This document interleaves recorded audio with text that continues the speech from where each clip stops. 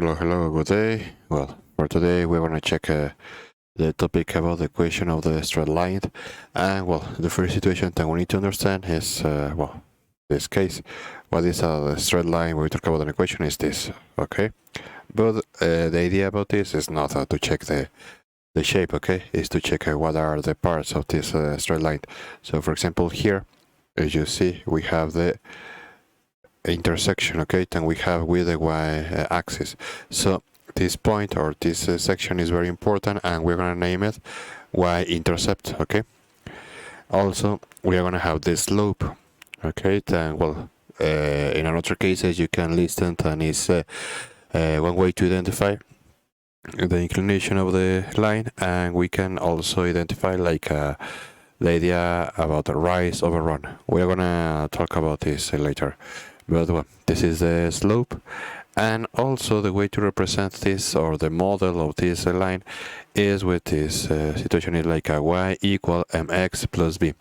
So from this formula, from this equation, we can identify, for example, the y, and is an independent variable, the and is a the y is the dependent variable, the x is the independent variable, the m like we say is the slope, and the b is the y-intercept.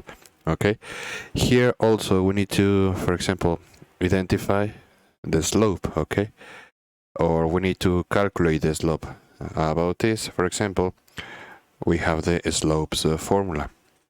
How can we find the slopes formula? Well, it's necessary to find or to identify 2 points. Let's go name it, and we have the point 3-5 and 7-8.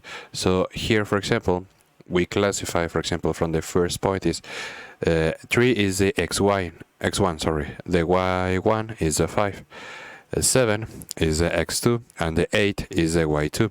So when you apply this formula, the only thing that you need to do is apply the substitution, y2 minus y1, so divided by the x2 minus x1. In other words, for example, that's the reason we say like a rise over run, okay? Because we talk about the y and we talk about the x, okay? So that's the basic idea. Then we need to apply when we talk about the slopes formula. So here is only the explanation, okay? On the next video, I'm gonna show you a couple of exercises. And also remember that we need to arrive until this shape, okay, y mx plus b. So the first situation, like we say, we need to identify what is the slope, and after that we need to identify or we need to create the equation.